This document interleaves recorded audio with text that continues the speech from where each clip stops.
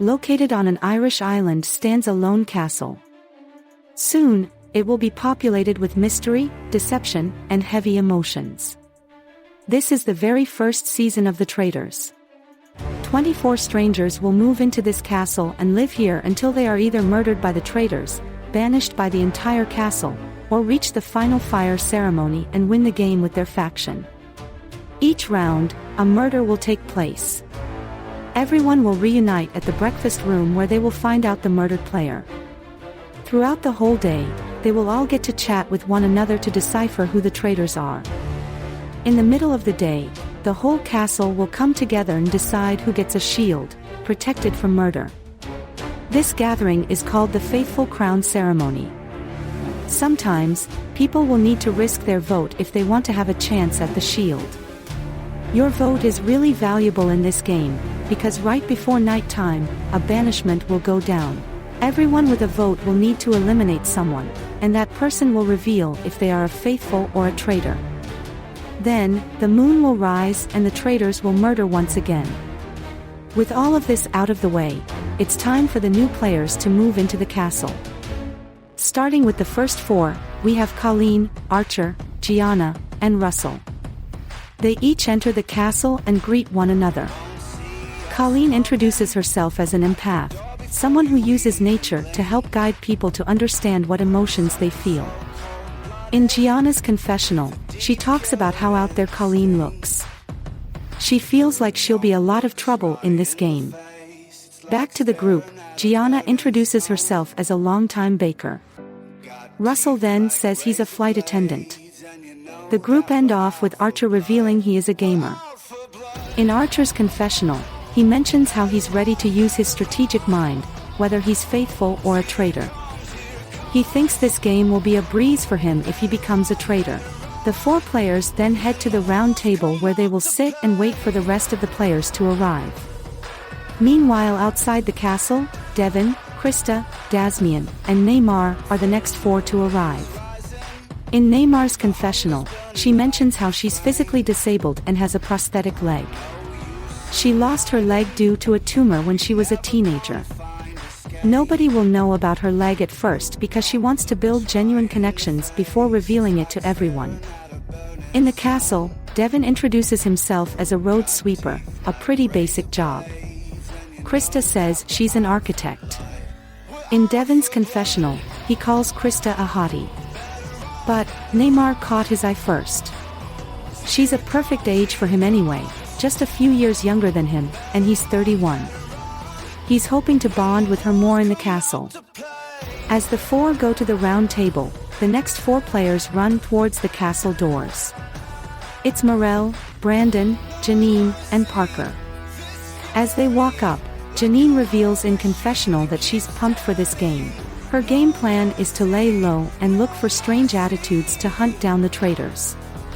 The four enter the castle, admiring their surroundings, and then head to the round table where the rest are. The next four players run to the castle, that being Franco, Gabby, Liam, and Holly. They approach the castle and finally enter. In confessional, Liam reveals that he's indigenous. He's proud to be representing his community and doesn't want to let them down. He's not someone who gets heated, so he's hoping that helps him get through this game since standing out can get you eliminated. The four enter the round table room and sit down. The next group approach the castle, that being Theo, Mari, Sebastian, and Minnie Marie. They all enter the castle and hug each other, getting to know one another briefly. Sebastian reveals that he's a kennel worker, so he cares for animals. He also jokes that he will have the best hair in the castle, and the other three laugh. In confessional, Theo says that Sebastian doesn't have the best hair. He points at his own afro and says he has the best hair. He also reveals he's a banker, but he doesn't want to let the contestants know this since it might make people think he's intelligent. Instead, he wants to claim he's a single father to hopefully win some hearts. He doesn't actually have a child, but that's part of the fun. He does just that as the group chats, revealing he has a son named Destiny. They all find this sympathetic since Theo is a young father. The four of them head to the round table and sit down. The last 4 players run to the castle, being Peggy, Clara, Fee, and Winston. As they walk up the stairs, Peggy reveals in confessional that she's a diplomat, so she feels extremely prepared for what's to come. If she needs to get loud, she'll get loud. She will manipulate and make people feel comfortable around her, but she's going to be the puppet master in the shadows. The 4 enter the castle and then head to the round table where everyone else awaits them. With the 24 players now settled in, they are officially welcomed to the game, Traitors. They learn that an unknown number of players will become traitors very soon. Those traitors must deny that they are traitors to the rest of the faithful. If any traitor reaches the end of the game, they win the whole prize pot. If there are no traitors at the end, the faithful split the prize pot.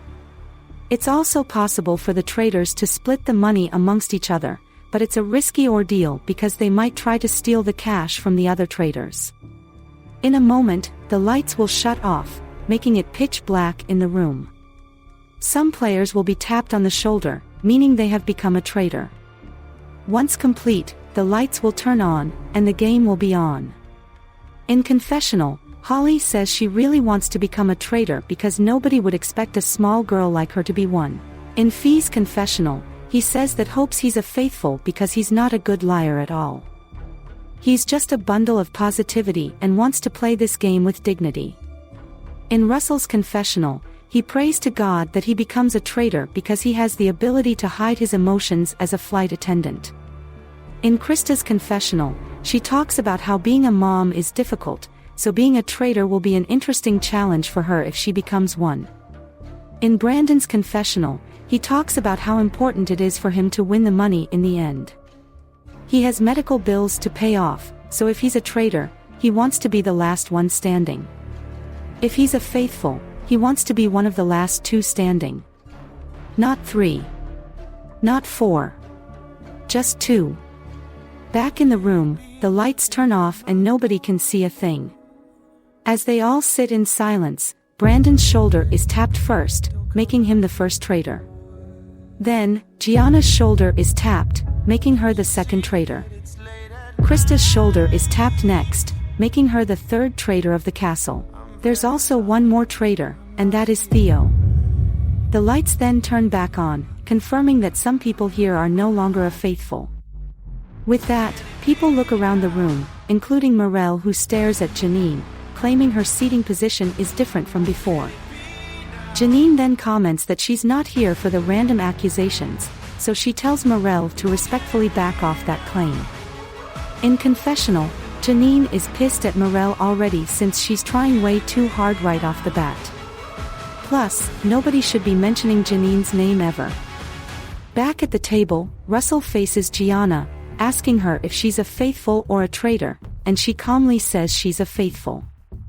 In confessional though, Gianna is thrilled she got to become a traitor. She's such a joyful personality that people might never see her as a traitor. She's just curious who her teammates are. At the front of the table, Peggy observes the room, stroking her chin as she watches Mari. Mari then looks back at her, publicly asking if she wanted to say something, but Peggy shakes her head and stays quiet. In confessional, Mari reveals she's not sure how to feel about Peggy. Maybe she's truly a faithful trying to observe the room. But this game is more than just finding traitors.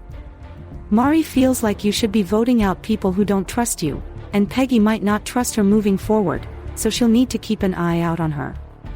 As the table quiets down a bit, Colleen reveals in confessional that she's sensing very odd energy at the table. She's mainly feeling negative energy on her right, which is Archer. She will keep her information tight to her chest because she's not fully certain just yet. As the day reaches noon, it's time for the players to roam around the castle. In the library, a bunch of players hang around as they talk about their personal lives a bit. Clara talks about her being a professional swimmer. In her confessional, Clara explains that her strategy as a faithful is to be very genuine in conversations and be in as many group chats as possible to learn about the gossip. Back in the room, Mari decides to talk about her love for books. Gabby chimes in and claims that Liam also mentioned how he's a bookkeeper, so the two have something in common. Mari is happy to hear that, and then Morel asks Mari how she felt about Peggy confronting her earlier. Mari groans as she recalls Peggy acting strange after the lights turned on.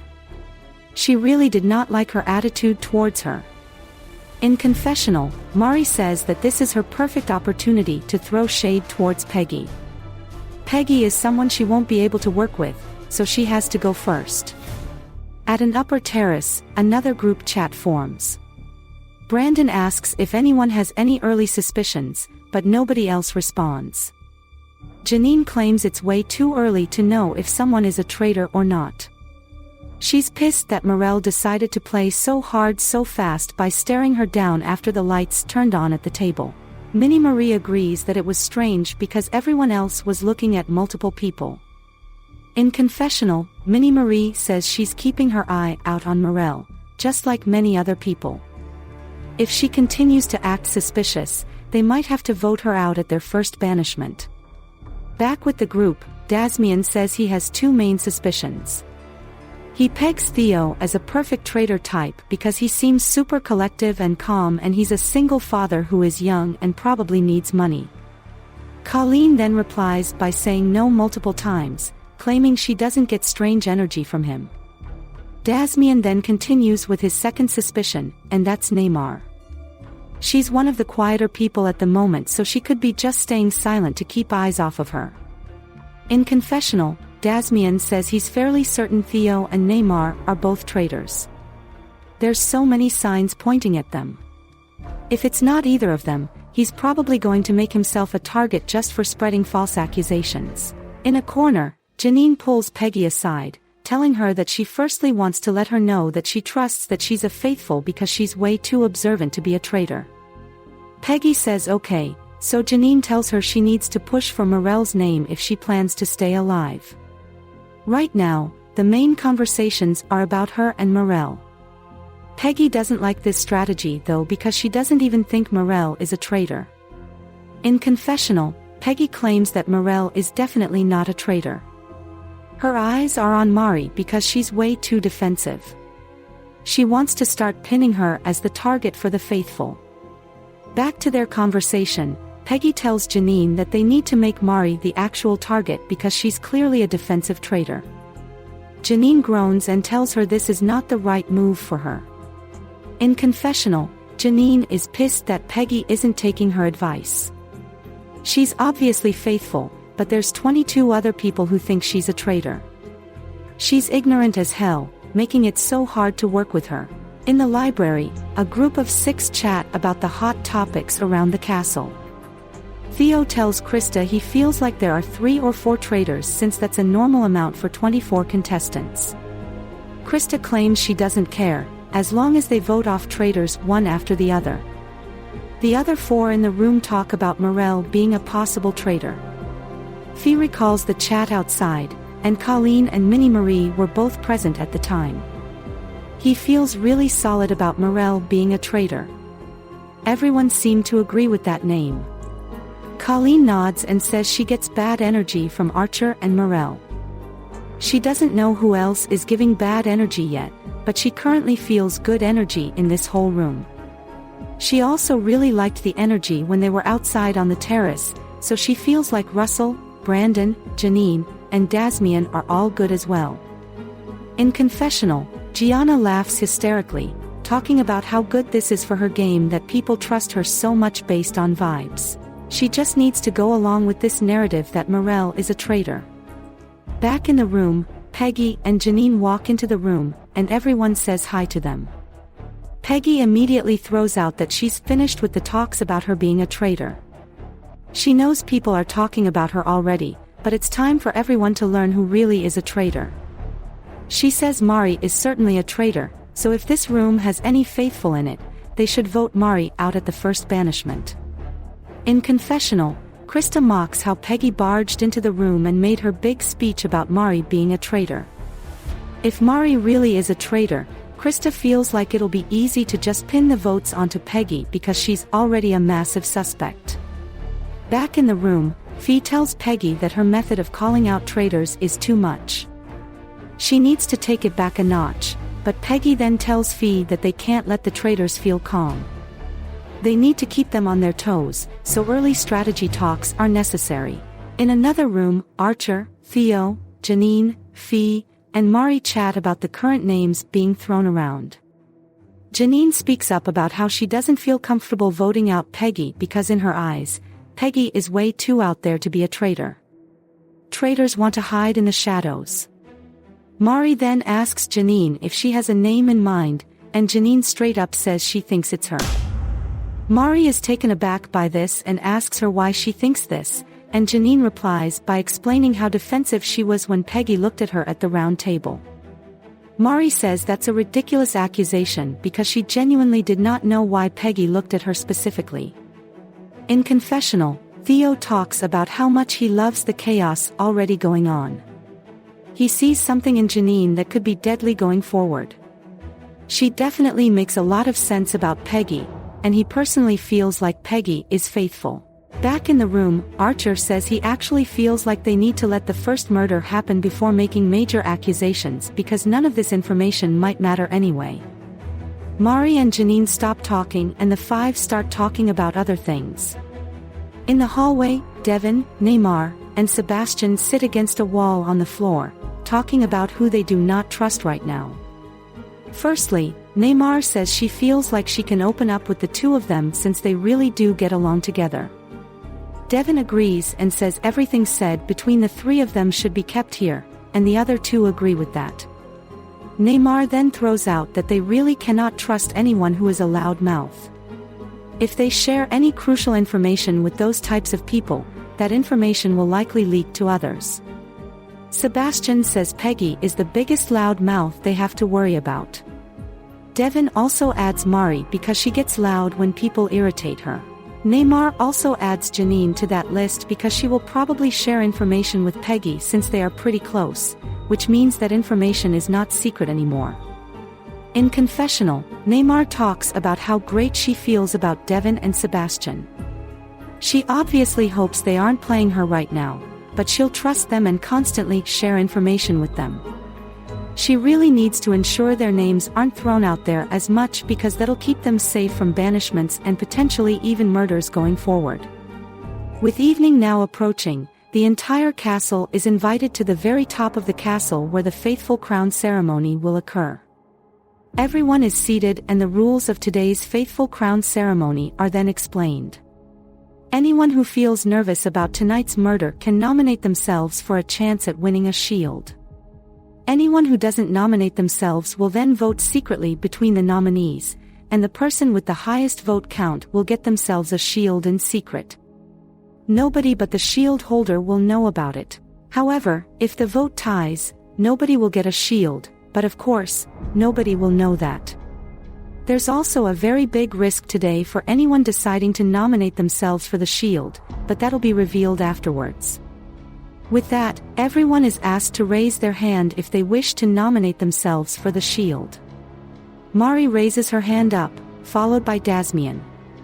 In confessional, Dasmian talks about how important it is to get a shield no matter the stage they are at. It's essentially a free pass to the next round. Back to the rest, Gabby throws up her hand, and so do Parker and Archer. Colleen then raises her hand as well, and Theo does at the last second. In confessional, Theo explains how important it is to blend in with the crowd. By raising his hand this soon with a possible risk involved, he'll look more faithful than the people who refuse to raise their hands. The decision is now locked in. The nominees for the shield are Mari, Dasmian, Gabby, Parker, Archer, Colleen, and Theo. The rest of the players vote in secret for who they think deserves a shield. In confessional, Brandon says he actually thinks Mari is a traitor. For that reason, he'd rather just throw a vote onto her and hope she gets the majority of votes just so the shield doesn't impact tonight's murder. In another confessional, Fee says he's pretty confident Mari is a faithful, so he's voting her for the shield. In another confessional, Winston says he's voting Theo for the shield because he seems the most genuine out of anyone. It's hard to tell who for sure is a traitor and who isn't, but Theo is someone he trusts a lot. Back to the ceremony, the votes are submitted, and the results are confirmed. In confessional, Mari is in complete shock that she won the shield. She feels like perhaps people trust her over Peggy after all. She isn't going to reveal this though because she would rather keep the traitors on their toes. Back outside, it is then revealed that the risk that came with nominating themselves for the shield is that the 7 of them are now the only ones vulnerable for tonight's murder. That means the other 17 players are going to sleep easy tonight, and so will the shield holder, if anyone even has it. Everyone is left shook by this turn of events, and in Gabby's confessional, she says she fully regrets nominating herself for the shield now. She knew a risk was involved and she took that risk, and now that might cost her at tonight's murder. Back in the castle, Colleen and Holly talk about how comfortable some of the quieter people seem to feel. Colleen feels very suspicious of Morel because she seemingly felt comfortable for tonight's murder. Holly seems to agree, though in her confessional, Holly claims she doesn't believe anything Colleen spills to her. She seems very aloof compared to other people, so she'll just nod and agree and do the complete opposite come the banishment tomorrow. In the gym room, Devin works out while Mari and Minnie Marie are also in the room. In confessional, Mari admits she's trying to bait the traitors into attacking her tonight since she has the shield. She wants to make it seem like it would be a smart move for the traitors to attack the players least likely to win the shield. In the room, Mari does just that, telling Devin and Minnie Marie that she actually feels very paranoid tonight because the traitors could easily pick her off as the least likely to have the shield. Minnie Marie admits she actually voted her because she thought of that exact reason, but it sucks she doesn't have the shield if she's telling the truth. Mari says she swears she doesn't have it. Devin tells Mari to keep quiet though because this bait could work and the traitors might attack her and save the faithful altogether. In confessional, Devin really thinks Mari might have the shield because she's so open about the potential of her getting killed tonight. It seems super specific that she's probably just trying to bait the traitors into killing her. That's why he's hoping Mari can keep her mouth shut now so that if she's attacked with the shield, him and Minnie Marie are at least confirmed faithful.